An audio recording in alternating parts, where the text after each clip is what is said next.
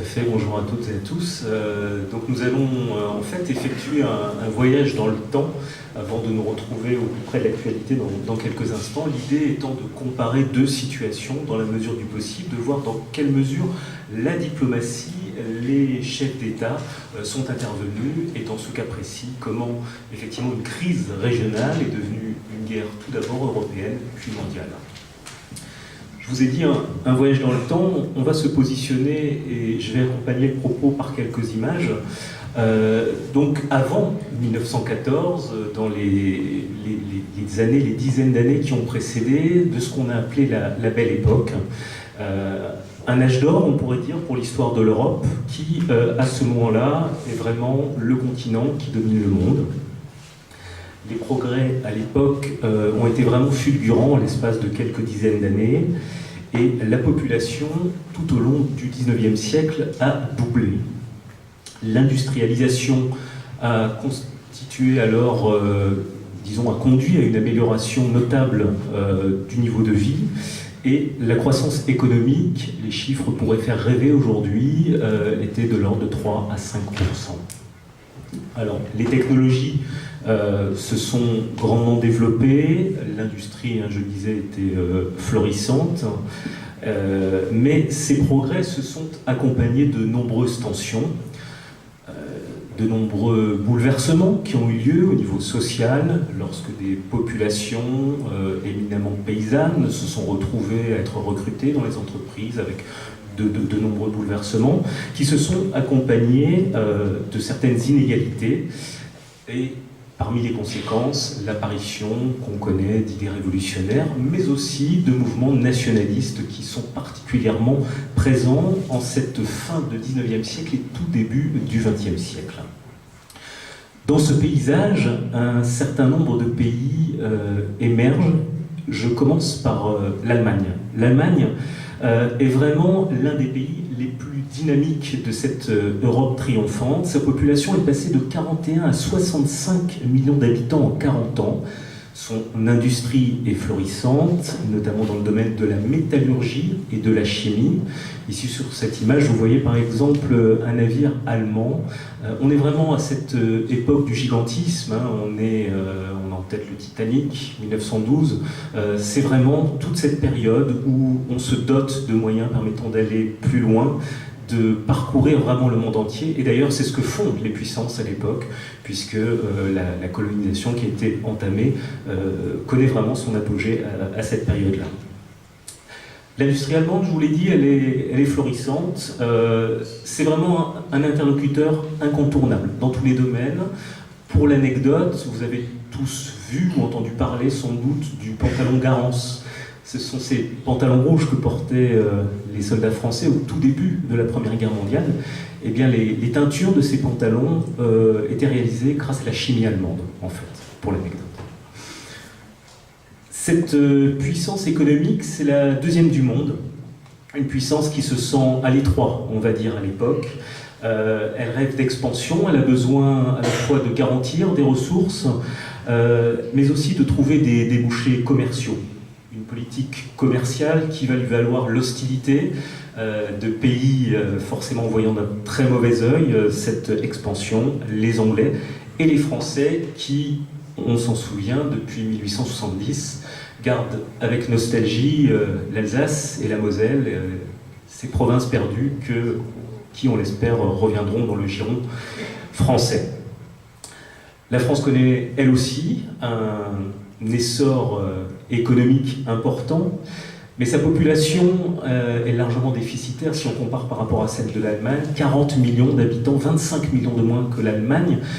C'est intégré aussi dans la psychologie de l'époque, ce sentiment peut-être de faiblesse par rapport à un adversaire qui, on le sent, on le sait, pourrait de nouveau nous faire la guerre. Le pays a lui aussi connu quelques tensions, tensions religieuses, tensions politiques aussi. Le sentiment nationaliste y est assez fort et comme on le voit sur cette carte postale de propagande, hein, le mythe des provinces perdues qui est toujours très fort avec l'idée de revanche. L'autre puissance que l'on peut évoquer, c'est la Russie. Puissance, la photo l'évoque un petit peu, c'est le nombre. Hein. La Russie, sa puissance avant tout, c'est le nombre. 159 millions d'habitants, c'est le pays le plus peuplé. C'est un pays qui connaît lui aussi un décollage industriel, mais qui a des difficultés de financement et qui va être en recherche finalement de moyens de financer ce décollage, construction d'infrastructures, construction de voies ferrées. Disons que c'est un élément dont nous reparlerons dans quelques instants. L'un des gros problèmes de la Russie, c'est sa taille, sa composition, une mosaïque vraiment de minorités ethniques qui crée des tensions. Et puis, il ne faut pas oublier qu'en 1905, il y a des premiers mouvements révolutionnaires pour les fans de cinéma, le cuirassé Potemkin, c'est cette révolution-là, c'est 1905. Il y a donc une dimension politique qui va obliger le tsar, Nicolas II, à la fois tenir, j'allais dire, son pays et à essayer de redorer son blason d'une autre façon. Ce sera donc à l'international. La Russie se lance vraiment dans une politique internationale et expansionniste qui va être à destination des Balkans, une zone qui va très vite prendre cette réputation de poudrière de l'Europe.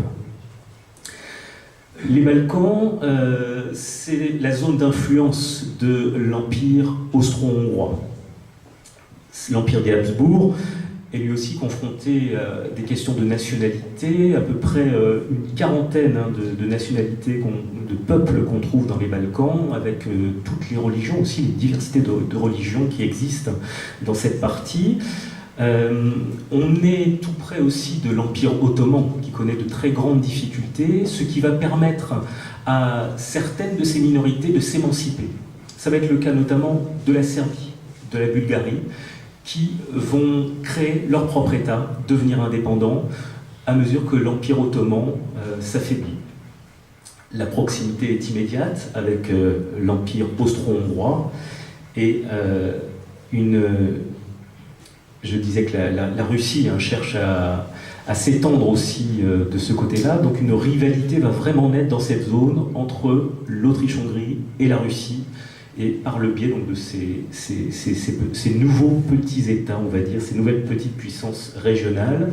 La dimension religieuse est bien entendu très importante. Les Russes se posent en défenseurs des Slaves, en l'occurrence des Serbes, et c'est un élément qui expliquera en grande partie les événements de juin 1914. Dans ce contexte, il va y avoir un certain nombre d'alliances qui vont se mettre en place. À l'origine, il y a un accord de 1873 que l'on a appelé l'entente des trois empereurs. Elle concernait les Russes, les Austro-Hongrois et l'Allemagne. Cet accord avait pour but de garantir la stabilité de l'Europe centrale et orientale. Mais les données que je viens d'évoquer, l'évolution un petit peu, va faire évoluer la situation. La rivalité entre les Russes et l'Autriche-Hongrie va remettre en cause en fait cette entente des trois empereurs, et la France, qui était isolée depuis très longtemps, va profiter de cette situation pour entamer un rapprochement avec la Russie. Je le disais tout à l'heure, la Russie a besoin de financement. La France a cet argent. La France a ce financement. Vous avez sans doute entendu parler des emprunts russes. C'est à cette époque-là que pour financer des infrastructures en Russie, ces emprunts sont lancés, garantis par l'État français. Et c'est ce qui va permettre un rapprochement, certes économique, entre la France et la Russie, mais aussi un rapprochement militaire. Sur la carte caricature que je vous présente, je ne sais pas si vous la voyez très très bien d'où vous êtes les uns et les autres, mais on voit bien d'un côté l'espèce de rouleau compresseur russe qui apparaît en haut, et au milieu, vous voyez ce... Je ne m'y connais pas en chien, mais voilà, bon, celui qui a le casque à pointe, c'est l'allemand, en tout cas. Et le sentiment, en tout cas, c'est vraiment l'isolement, tout simplement. Le fait d'être encerclé entre, d'un côté, les Français, les Russes, et puis, ça on en reparlera un peu plus tard, l'Angleterre. Il y a un élément qui va encore plus modifier la donne. Je vous l'ai dit, pour l'instant, il y avait un équilibre tacite qui existait, des accords qui garantissaient cet équilibre, mais c'est l'arrivée au pouvoir de Guillaume II en Allemagne qui va constituer quelque part une remise en cause de cet équilibre. Cette photo-là montre quelque chose d'important. Nous avons Nicolas II et Guillaume II côte à côte. Il faut savoir que tous deux sont cousins. Et leur autre cousin, c'est George V, le roi d'Angleterre. Nous avons donc un contexte familial dans les relations internationales de l'époque, et qu'il faut prendre en compte aussi lorsque vont avoir lieu les événements qui vont se déclencher petit à petit. Sans vouloir faire de psychologie de bas étage, le personnage de Guillaume II est quand même quelqu'un de très intéressant. C'est quelqu'un qui a vécu avec un membre atrophié, ce qui a modifié quelque part sa vision un petit peu à la fois de la politique. Et lorsqu'il arrive au pouvoir, il y a quand même une dimension, peut-être un sentiment de puissance, de revanche qui sera présent. On le voit sur cette photo aussi, Guillaume II met beaucoup les bateaux, la marine. Et l'un de ses grands projets va être de constituer une marine qui entre en concurrence avec celle de son cousin, en l'occurrence, avec la marine anglaise, qui est la plus importante à l'époque. L'Allemagne va se doter. Ça va être vraiment l'un des grands objectifs de Guillaume II d'une flotte. Jusqu'ici, je parlais des équilibres qui avaient existé. Il y avait le chancelier Bismarck qui avait vraiment analysé toutes les relations entre les différents acteurs de cette Europe, les tensions qui pouvaient exister. Il avait construit une politique de l'équilibre, c'était vraiment un de ses objectifs, dont le but justement était d'éviter une remise en cause de la puissance allemande, de la favoriser tant qu'à faire. Et Guillaume II, quelque part, va remettre en cause tout cela. Donc il faut savoir que donc, le développement de la marine en tant que tel, forcément inquiète les Anglais. C'est une remise en cause de leur toute-puissance maritime. Ça, c'est un premier élément qui jouera dans la prise de distance, on va dire, entre l'Angleterre et l'Allemagne. La France va profiter de cette inquiétude. Et c'est dans un contexte, je disais, de colonie, où les tensions étaient nombreuses. On a eu le cas de l'incident de Fashoda entre la France et la Grande-Bretagne, où la situation était particulièrement tendue. Donc la France et l'Angleterre avaient à l'époque des relations qui étaient loin d'être amicales, et pourtant, dans ce contexte-là, un rapprochement va être possible. La France va céder du terrain par rapport à certaines revendications, et finalement ce rapprochement va être possible entre le Royaume-Uni et la France. Une entente cordiale qui naît en parallèle. La Russie, qui avait des ambitions coloniales elle aussi, notamment en Asie, a connu en 1905 une cuisante défaite face au Japon. Cette guerre entre la Russie et le Japon met un terme définitif aux ambitions russes de se développer en Asie. Or, les Anglais craignaient ce développement, craignaient de voir arriver des Russes du côté de l'Afghanistan aux frontières de leurs Indes coloniales. Donc le contexte évolue de façon favorable pour ce rapprochement qui va donner lieu à la naissance de ce qu'on a appelé la Triple Entente. Le contexte diplomatique est donc tout à fait nouveau. Des crises ont lieu, malgré tout, à cette époque. C'est le cas, dans un premier temps, au Maroc. Le Maroc est l'un des derniers pays qui reste finalement indépendant. L'Allemagne, Guillaume II aimerait beaucoup mettre un pied au Maroc. Il va y avoir une tentative, alors que les Français aimeraient aussi pouvoir transformer ce Maroc en protectorat, pour faire vraiment très très court. Là aussi, la tension va être importante, avec une politique de la canonnière, comme pas de souci. Bref, en tout cas, malgré cela, cette crise au Maroc va se solder par une solution diplomatique. Nous sommes vraiment à la veille de la Grande Guerre, le contexte est très tendu, et malgré ça, la diplomatie fonctionne. L'autre grosse alerte en 1913, c'est dans les Balkans, avec la guerre qui va opposer la Serbie et la Bulgarie. Elles vont s'affronter avec, en coulisses, la Russie et l'Autriche-Hongrie, mais là aussi, les puissances ont joué la carte de l'apaisement et la négociation, ne souhaitant pas en fait que des différends régionaux se transforment en crise plus importante. La catastrophe survient malgré tout, 28 juin 1914, et effectivement j'ai perdu, voilà, avec l'assassinat donc, de l'archiduc François Ferdinand, héritier de l'Empire austro-hongrois. Il est assassiné avec son épouse à Sarajevo, et l'auteur est un activiste lié aux nationalistes serbes. Vienne va envoyer un ultimatum à la Serbie pour que les conspirateurs soient livrés, pour qu'une enquête puisse avoir lieu sur place. Les termes de cet ultimatum sont vraiment inacceptables d'un point de vue diplomatique, et la Serbie va refuser. À l'époque, l'Autriche-Hongrie a elle aussi besoin de redorer son blason, veut en découdre avec la Serbie qui vraiment commence à lui faire de l'ombre dans ce secteur des Balkans.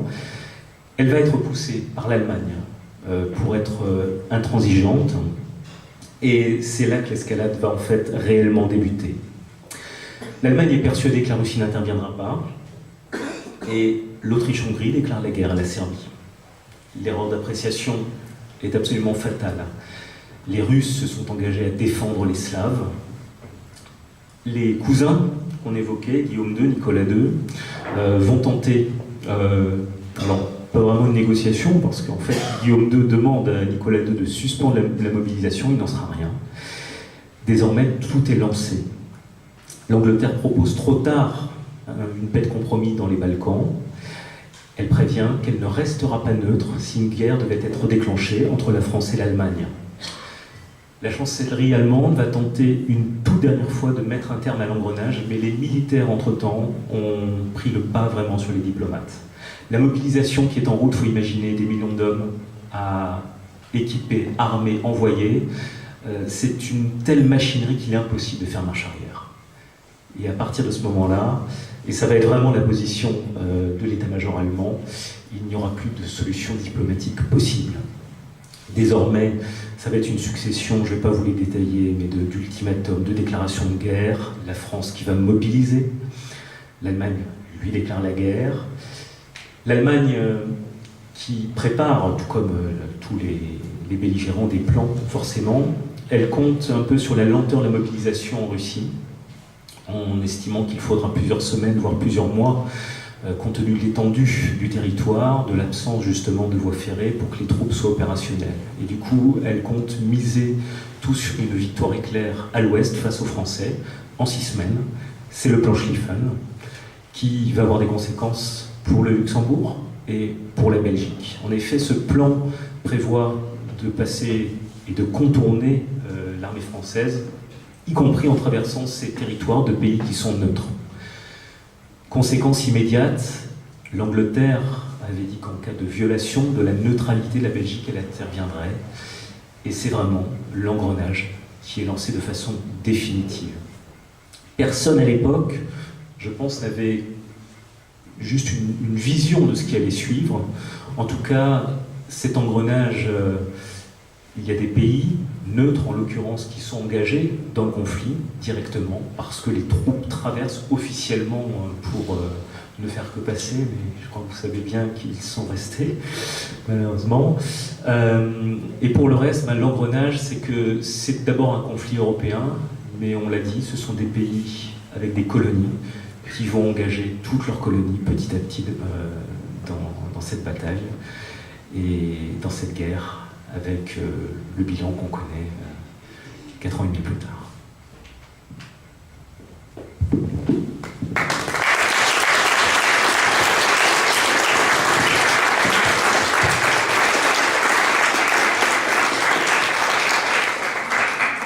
Merci Laurent pour cette remise en contexte de cette Première Guerre mondiale. Et vous savez que le sujet de la conférence, c'est justement de faire une comparaison, certes osée, entre la Première Guerre mondiale, cet enchaînement fatal que Laurent Parisot vient de décrire, mais en soulignant bien sûr la nécessité et l'importance pourtant des équilibres qui avaient été souhaités avant. Nous allons maintenant proposer à Alexandre Escorcia de rejoindre le pupitre pour son intervention consacrée à une autre crise aux portes de l'Europe. 100 ans plus tard, c'est en Ukraine.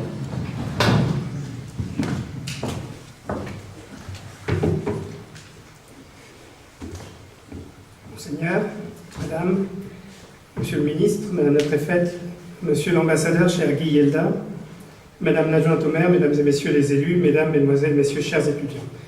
Mes premiers mots seront bien sûr pour souhaiter une fois encore la bienvenue en France à leurs Altesses royales le Grand-Duc et la Grande-Duchesse de Luxembourg, ainsi qu'à leurs Altesses royales le Grand-Duc et la Grande-Duchesse héritiers qui nous font l'immense honneur de leur présence aujourd'hui parmi nous. La présence également côte à côte de lycéens luxembourgeois et français dans cette salle n'est pas seulement un signe de bon voisinage, c'est un symbole de l'étroitesse des liens entre nos deux pays et je sais l'énergie avec laquelle Guy Yelda s'emploie avec bonheur au resserrement permanent et constant de ces liens. C'est pour moi bien sûr une émotion toute particulière que de pouvoir m'adresser à leurs Altesses royales et à vous tous ici rassemblés. Ici, à Verdun, lieu de tragédie humaine, lieu de souffrance, lieu de guerre dans l'histoire, mais aussi désormais lieu de paix. Et cette paix que nous sommes réunis pour évoquer aujourd'hui, les Verdunois et les Luxembourgeois savent tout particulièrement qu'elle n'est jamais gagnée d'avance, mais qu'elle doit se construire patiemment et s'entretenir sans cesse. Et c'est pourquoi des institutions comme le Centre mondial de la paix, de la liberté et des droits de l'homme où nous sommes sont si importantes. Je veux ici saluer le travail infatigable de son président, le sénateur Gérard Longuet, ancien ministre, ainsi que de son directeur, M. Philippe Hanche, et de toutes ses équipes qui ont rendu possible cette superbe exposition et notre conférence d'aujourd'hui. Nul ne peut, particulièrement en ces années de centenaire, parcourir sans émotion les lieux où tant de jeunes soldats ont laissé leur vie, les cimetières où ils reposent, en particulier l'ossuaire de Douaumont que leurs Altesses royales ont visité tout à l'heure. Nul ne peut être insensible aux souffrances terribles endurées par la population de toute une région, aux villages entiers littéralement rayés de la carte, à la transformation pour toujours de ces vieilles et belles terres agricoles en champs d'obus et en champs d'honneur. Mais Verdun, c'est aussi, certains d'entre vous s'en souviennent sans doute, le lieu d'un jalon fondamental dans la réconciliation franco-allemande, le lieu où un président français et un chancelier allemand, voici 32 ans, se donnèrent la main, tout simplement, unis par le respect à la mémoire des morts, animés par la volonté qu'un tel carnage, qu'une telle guerre civile européenne, selon l'expression d'Ernst Nolte, ne se reproduise plus jamais après les tragédies des deux guerres mondiales. Il est des lieux où l'esprit de l'histoire, dans tout ce qu'elle a de tragique souvent, et Hegel nous enseigne que l'histoire universelle n'est pas le lieu de la félicité, souffle davantage qu'ailleurs.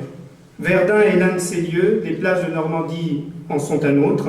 Ces deux lieux symbolisent l'esprit de résistance, le refus de la barbarie, l'espoir d'un avenir meilleur. Ils nous inspirent et nous poussent à construire la paix. Peut-être est-ce cet esprit historique qui a guidé les dirigeants qui, en juin 2014, ont franchi sur les lieux du débarquement les premiers pas vers la construction de la paix en Ukraine. J'y reviendrai. La paix, tous aujourd'hui la souhaitent ou disent la souhaiter, mais le chemin qui y mène est souvent tortueux et semé d'embûches.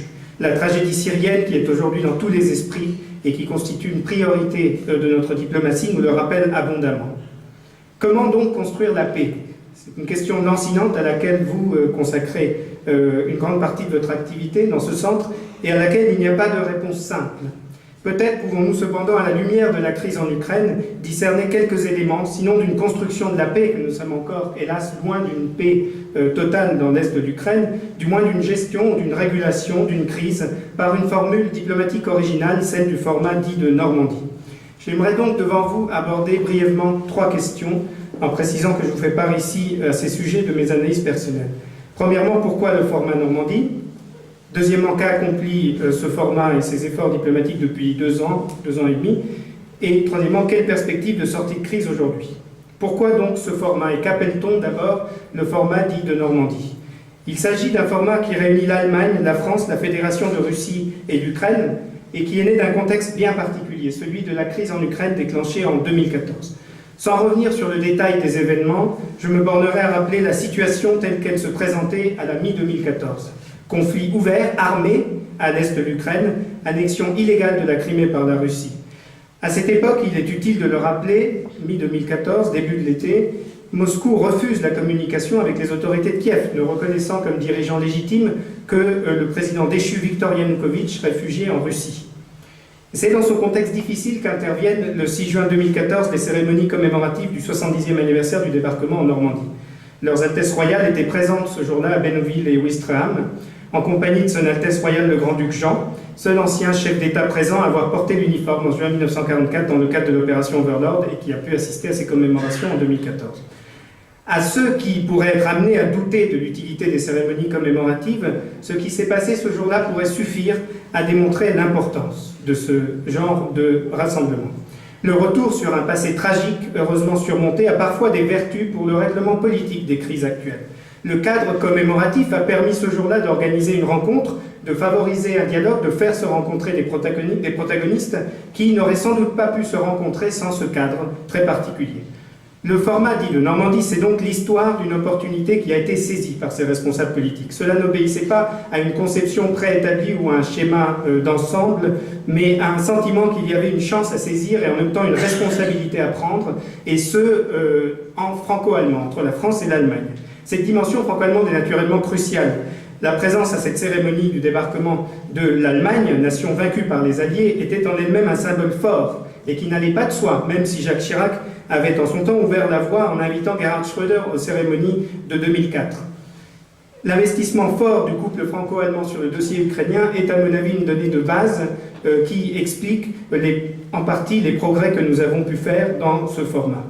Alors bien sûr, cette rencontre de Bénouville du 6 juin 2014, première qui a inauguré ce qui est ensuite devenu ce format Normandie, cette rencontre entre un président Poroshenko fraîchement élu, pas encore même investi officiellement, et le président russe, rencontre facilitée par le président de la République et la chancelière d'Allemagne, cette rencontre n'a pas créé des miracles, en tout cas pas tout de suite, mais elle a permis de créer, comme on dit en diplomatie, un canal de discussion, plus encore d'établir un début de confiance réciproque entre les interlocuteurs, préalable indispensable pour entamer de véritables négociations.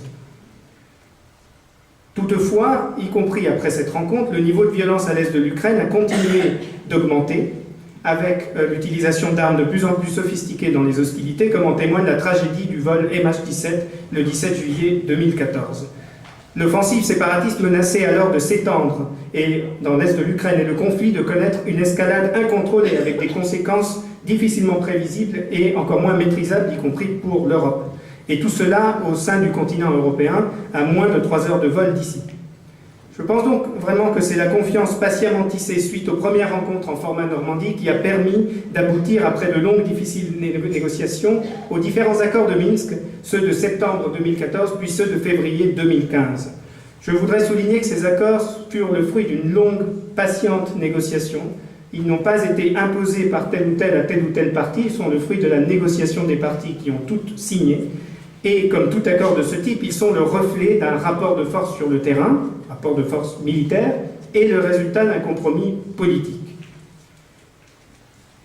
Quels sont donc, une fois pris ces accords et l'établissement de ce format Normandie, régulier, de rencontres régulières entre la France, l'Allemagne d'un côté et la Fédération de Russie, l'Ukraine de l'autre, les résultats qu'on a pu obtenir? Le premier mérite immense de ce processus Normandie a été de faire baisser considérablement l'intensité des combats dans l'est de l'Ukraine. Tout mort est naturellement un mort de trop, mais aujourd'hui, nous dépassons rarement la dizaine de morts par mois, alors qu'au plus fort des affrontements, le conflit avait fait plusieurs milliers de morts en quelques mois. Les négociations ont permis d'aboutir à un cessez-le-feu qui est imparfait, qui connaît des fragilités, des violations, comme nous disons dans notre langage, mais qui tient dans l'ensemble. On n'observe pas de reprise massive des hostilités et le rôle de l'Organisation pour la sécurité et la coopération en Europe, qui a déployé sur place une mission spécifique d'observation du cessez-le-feu et du respect des accords, est absolument crucial. En revanche, il est vrai que la perspective d'un règlement de long terme du conflit suppose d'avancer plus résolument dans la mise en œuvre de ces accords de Minsk. C'est un message que nous passons à la fois à la Russie, dont nous savons l'influence qu'elle exerce sur les séparatistes, et au gouvernement de Kiev, car il y a des choix difficiles à faire des deux côtés. La philosophie de ces accords de Minsk, qui sont complexes dans leur texte, comme la plupart de ces accords, mais pour en résumer la philosophie, c'est essentiellement la conciliation entre un statut spécial d'autonomie pour certains districts du Donbass, où sont actifs les séparatistes armés, et l'intégrité territoriale de l'Ukraine. la prémisse est donc que par la conciliation de ces deux exigences, volonté de certaines populations du Donbass à un plus grand degré d'autonomie, mais en même temps dans le cadre de la loi ukrainienne et d'un État ukrainien dans la souveraineté de l'Ukraine sur l'ensemble de son territoire, on peut trouver la clé d'un apaisement durable de la situation. Comme souvent dans des conflits et crises de ce type, cette conciliation n'est pas facile, elle ne va pas sans tiraillement. J'ai pour ma part la plus grande compréhension pour les difficultés qu'éprouve le gouvernement ukrainien dans un contexte difficile sur le plan économique, sur le plan politique, sur le plan social pour le pays, pour expliquer ces accords et les concessions que requiert sa mise en œuvre au Parlement et à l'opinion publique ukrainienne. Une société authentiquement démocratique est née des événements dits du Maïdan en 2014, avec ce que cela suppose de débats, de désaccords internes, d'équilibres politiques à trouver, comme c'est le cas dans toutes nos démocraties. Mais l'alternative à la mise en œuvre de Minsk, nous le savons, c'est la reprise d'un conflit plus ou moins intense, toujours possible, avec de nouvelles victimes en plus grand nombre, une situation humanitaire encore plus précaire pour les habitants de l'Est de l'Ukraine et un avenir bouché pour le pays tout entier. C'est parce qu'elle ne peut pas se résigner à cet état de fait et qu'il s'agit, une fois encore, d'une responsabilité avant tout européenne, que l'Union européenne, dans le consensus de tous ses États membres, a pris des mesures de sanctions à l'égard de la Russie qu'elle a liées à la mise en œuvre des accords de Minsk. Cela veut dire que tant qu'il n'y aura pas une mise en œuvre satisfaisante de ces accords, il n'y aura pas de levée des sanctions. C'est en tout cas la position de la France. Alors, justement, j'en viens au troisième temps de mon raisonnement. Quelle perspective peut-on tracer à court et à moyen terme ? Aujourd'hui, nous ne sommes pas encore sortis du conflit ukrainien. Je l'ai dit, il y a encore des violations du cessez-le-feu, il y a encore des morts, bien qu'à un niveau beaucoup plus faible qu'aux heures les plus intenses du conflit. La France et l'Allemagne poursuivent leurs efforts dans des négociations qui sont techniques, souvent peu visibles, mais qui se poursuivent en ce moment même pour un règlement à long terme du conflit. La France et l'Allemagne, au sein de ce format Normandie, reçoivent pour cela le soutien de l'Union européenne, mais aussi des États-Unis. Ce qui est en jeu finalement dans ces négociations, c'est notre capacité à montrer qu'on peut atteindre des résultats durables par le dialogue diplomatique, et en particulier lorsque nous sommes d'accord, plus ou moins en désaccord, sur des points fondamentaux. Et ce défi, c'est bien sûr le défi central qui se pose à nous, en particulier dans notre relation avec la Russie. Et je suis pour ma part intimement persuadé, et j'oserais même ajouter que cette conviction est celle des autorités françaises dans leur ensemble, que notre intérêt est de poursuivre infatigablement sur la voie de la négociation et du dialogue. Comme l'a souligné M. Parizeau, c'est ce dialogue qui a le plus manqué lors de l'enchaînement fatal qui conduisit à la Première Guerre mondiale, alors même que les principaux interlocuteurs se connaissaient, étaient même de la même famille. Cette Première Guerre mondiale qui a marqué pour toujours cette terre dans sa chair. Et ce n'est, je pense, qu'avec ce dialogue que nous pourrons parvenir à être toutes et tous, chacun à notre place, des artisans de paix. Je vous remercie beaucoup et nous pourrons aussi répondre aux questions suite aux interventions avec plaisir.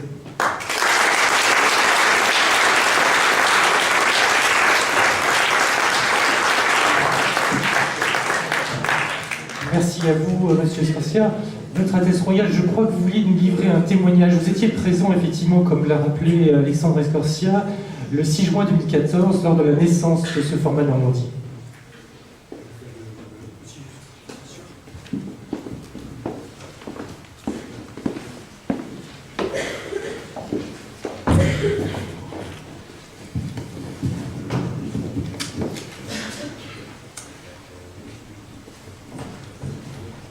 Monsieur le sénateur, Madame le préfet, Excellences, Mesdames et Messieurs, chers étudiants, c'est d'abord avec beaucoup d'émotion que la Grande-Duchesse, le Prince Guillaume et la Princesse Stéphanie et tous les étudiants qui sont venus spécialement du Luxembourg pour cette journée sont heureux de participer ici à Berlin dans le cadre du 100e anniversaire de cette terrible bataille qui a lieu ici même. Je crois que nous avons un devoir de mémoire vis-à-vis des centaines de milliers de personnes qui ont été victimes de cette bataille ici à Verdun. Mais ce qui est intéressant de savoir, c'est est-ce que nous avons, ou nous avions à l'époque, tiré leçon de cette guerre, de cette première guerre mondiale. À l'évidence, non, puisque 30 ans, un peu moins de 30 ans plus tard, ont commencé la Deuxième Guerre mondiale et qui a été encore plus meurtrière que la première. J'ai relevé dans un article récemment qui a été fait à l'université de Cornell aux États-Unis, qu'il y a une estimation des victimes des guerres au cours du XXe siècle. Et je dois dire que j'ai été époustouflé. Il parle entre 13 et 15 millions de morts pendant la Première Guerre mondiale, de 65 à 75 millions de morts pendant la Deuxième Guerre mondiale. Si on rajoute et on cumule ces chiffres avec les dictatures ou les régimes totalitaires en URSS et en Chine, on arrive à 150 millions de morts et de victimes. Les guerres et les conflits au XXe siècle ont probablement coûté la vie à 230 millions de personnes. 230 millions de personnes. Moi, j'ai trouvé ça absolument effroyable. Et la question est de savoir si nous avons appris une leçon. Je n'ai pas l'impression. Les guerres et les conflits continuent toujours. On le voit en Irak, en Syrie, avec une situation à Alep qui est absolument épouvantable. Et pourtant, certaines contrées dans le monde ont réussi à s'assagir, notamment nos pays européens. Et cela grâce à la construction européenne. C'est le cas d'abord la communauté européenne et puis l'Union européenne aujourd'hui. Ce qui veut dire que le multilatéralisme a joué un rôle important dans peut-être la réduction un peu des conflits.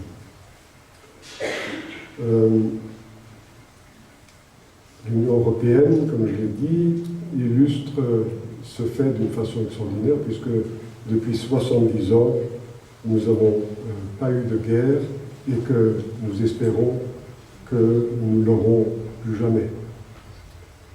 Je pense que les Nations Unies ont joué un rôle, certainement, pour réduire la multitude des conflits.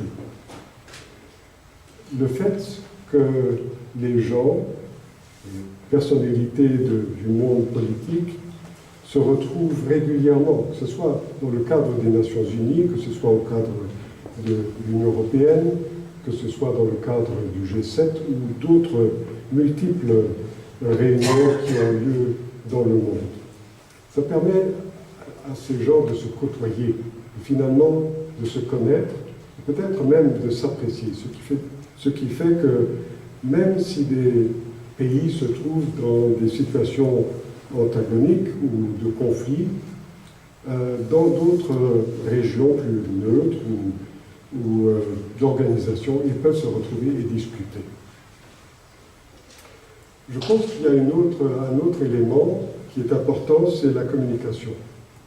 La communication, notre Terre est devenue plus petite. Nous voyageons d'un côté à l'autre de notre planète en quelques heures. L'Internet nous amène toutes les différentes choses qui se passent dans le monde immédiatement chez nous. Donc, on sait exactement ce qui se passe dans le monde à chaque instant.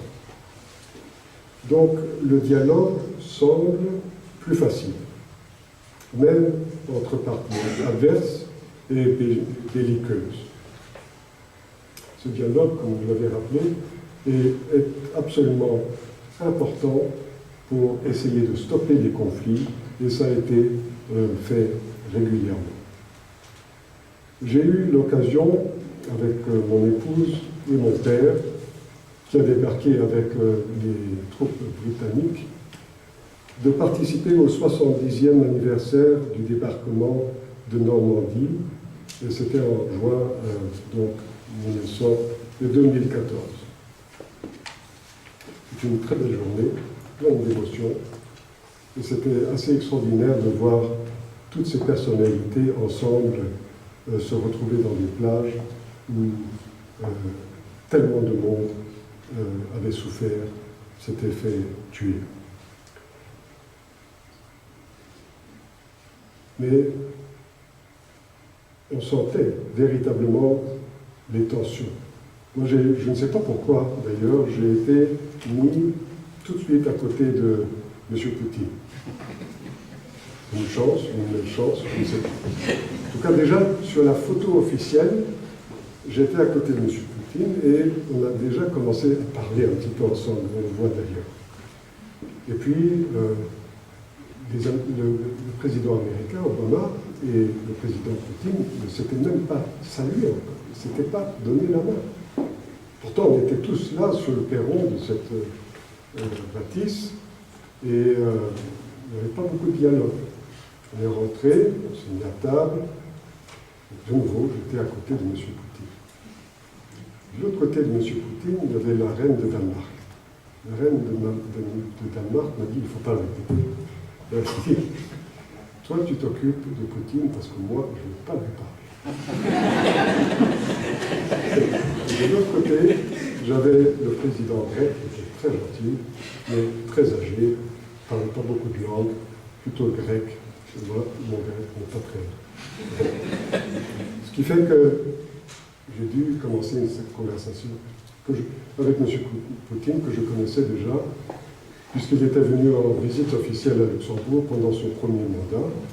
Et puis je l'avais côtoyé en tant que membre du comité olympique international lors de l'élection de Sochi comme ville olympique d'hiver.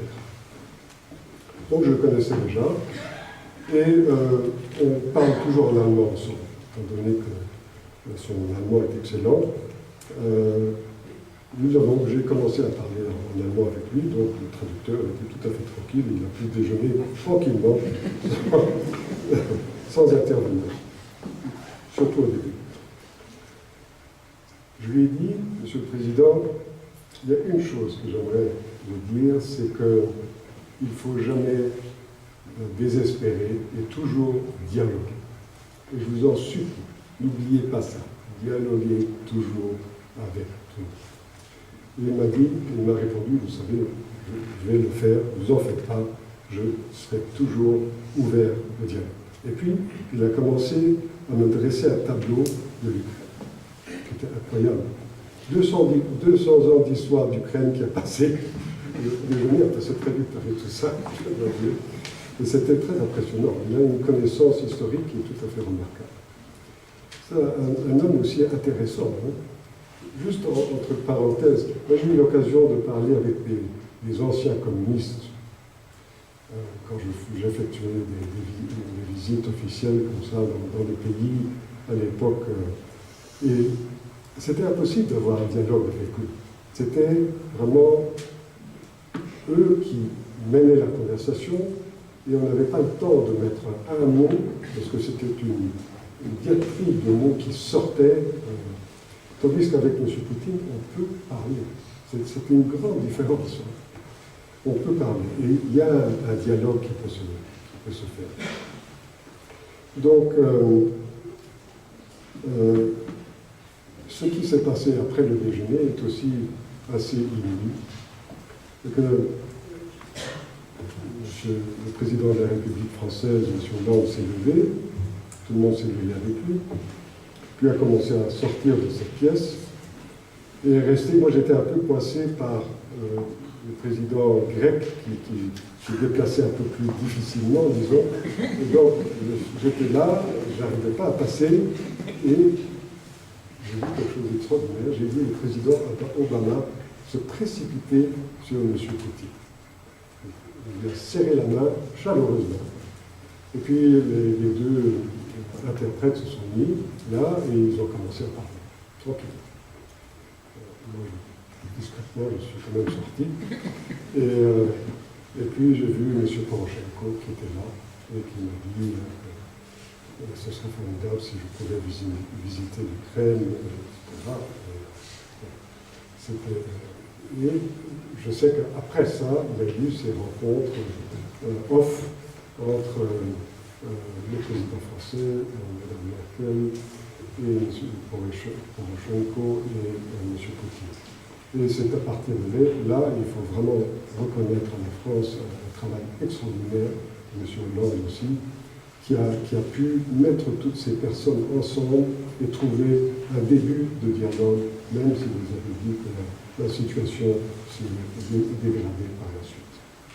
Et je ne sais pas si vous vous rappelez, mais c'était juste après l'annexion de la Crimée.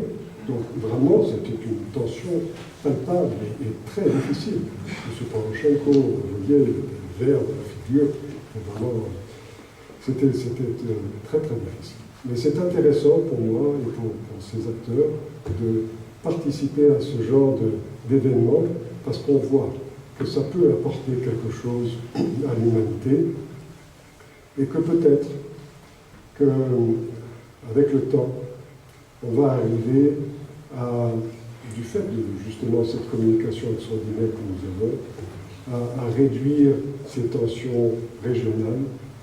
Et moi j'ai toujours de l'espoir, et surtout en venant ici, de voir ces expositions extraordinaires qui vous donnent vraiment de l'espoir, et se dire l'humanité va quand même trouver un moyen pour s'entendre. Merci beaucoup.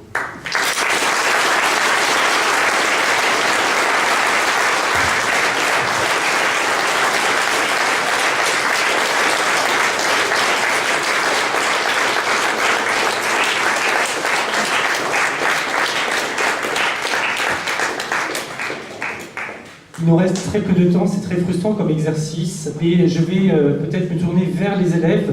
Vous avez été associés à cette journée et vous demandez si vous avez une question à poser à nos intervenants en vous présentant et en disant bien de quel établissement vous êtes. Alors je pense qu'il n'y aura qu'une seule question parce qu'on est vraiment en retard. Ma question serait, mon nom est Oscar Garcia, je suis du lycée Ali Marich. Et ma question serait si l'ONU a-t-elle assez de pouvoir pour éviter les guerres sur Terre? J'imagine que c'est une question qui s'adresse aux diplomates. Alexandre Escorcia. C'est une vaste question. Disons que l'ONU a pour mission première, de tenter d'assurer la paix et la sécurité internationale, et en particulier au sein de l'Organisation des Nations Unies, c'est la mission du Conseil de sécurité des Nations Unies, de veiller à la paix et à la sécurité internationale. Cette mission, il l'a remplie avec plus ou moins de bonheur. Nous avons eu dernièrement, ces tout derniers jours, un exemple où le Conseil de sécurité des Nations Unies a échoué dans sa mission d'assurer la paix et la sécurité internationale, par manque d'accord entre ses membres, car c'est cela le cœur du problème, c'est que l'Organisation des Nations Unies, c'est certes une organisation, mais ce sont des nations indépendantes, souveraines, égales, etc. Et que donc, pour que l'Organisation des Nations Unies puisse agir, et agir efficacement, il faut le consensus des nations. Et c'est tout particulièrement vrai du Conseil de sécurité des Nations Unies, où il faut à tout le moins le consensus des membres permanents, et puis également associer, bien sûr, et avoir l'approbation des membres non permanents. Et dans cet exemple que je cite, qui est bien évidemment celui de la Syrie, où la diplomatie française s'implique et s'est impliquée au plus haut niveau, puisque notre ministre des Affaires étrangères s'est rendu à New York pour porter un texte permettant de mettre fin aux martyrs d'Alep. Ce texte n'a pas pu être adopté du fait du vote négatif d'un membre permanent, Fédération de Russie. Et donc, dans cet exemple très concret, très précis, et à ce moment de l'histoire, samedi dernier, le Conseil de sécurité n'a pas réussi dans sa mission pour assurer la paix et la sécurité internationale. Cela ne veut pas dire que l'on renonce, car, comme l'a dit Son Altesse Royale, il faut toujours persévérer dans le dialogue et essayer d'amener ce consensus qui permet d'agir. Donc, nous sommes actuellement, nous, la France, avec d'autres partenaires, en train de rechercher les voies possibles pour mettre fin à ce conflit, et en particulier à la situation actuelle que Son Altesse Royale a bien décrit comme intolérable, autour et dans la ville d'Alep. Mais ça, c'est juste un exemple pour montrer que l'organisation elle-même a ses objectifs, a ses buts, ils sont nobles, ils sont d'ailleurs issus, comme vous le savez, de la Deuxième Guerre mondiale et de son cortège d'horreur. L'organisation a également connu beaucoup de succès dans le maintien de la paix et de la sécurité internationale, que ce soit en Afrique ou aussi dans d'autres contrées souvent moins citées comme Haïti. Mais elle connaît des échecs et elle est aussi forte, cette organisation, que la volonté politique des États qui la composent. Merci. Merci beaucoup, M. Cassia.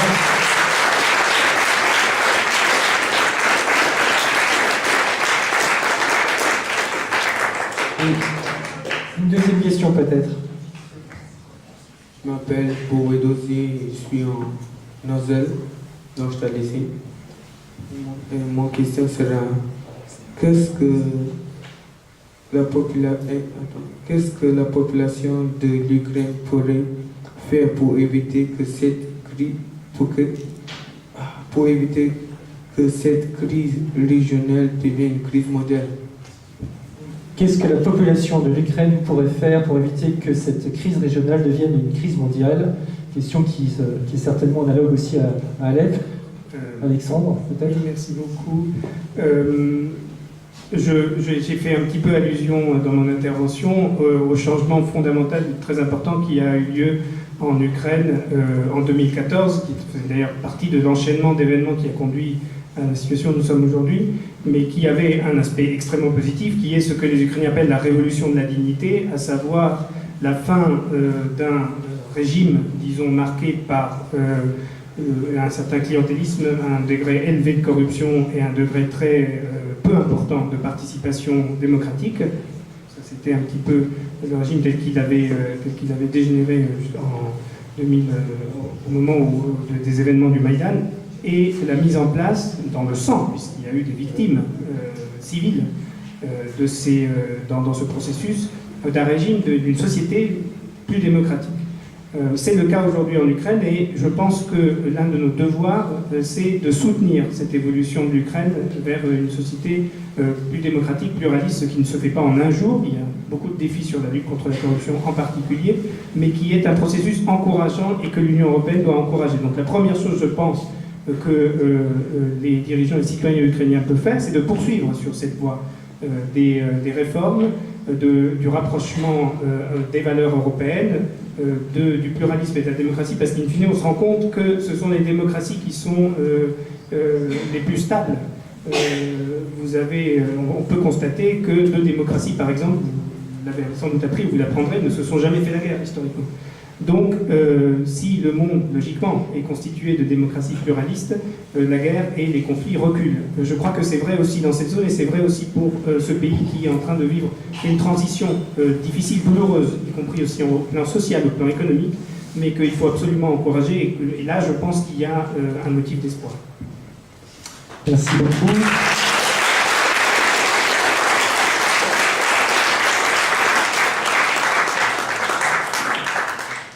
Avant de partager un verre de l'amitié, qui sera certainement le moment propice pour discuter de façon très conviviale, je vais inviter notre président, M. Gérard Longuet, ancien ministre et sénateur de Meuse, à bien vouloir clôturer cette conférence débat. S'il vous plaît, M. Gérard Longuet.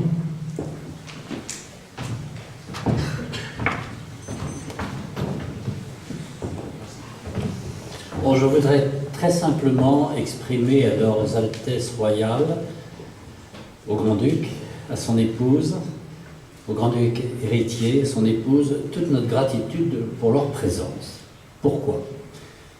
Je ne suis pas devenu monarchiste, ayant été président du Parti républicain en France, mais Madame le Préfet me regardait avec un étonnement et un peu de soupçon.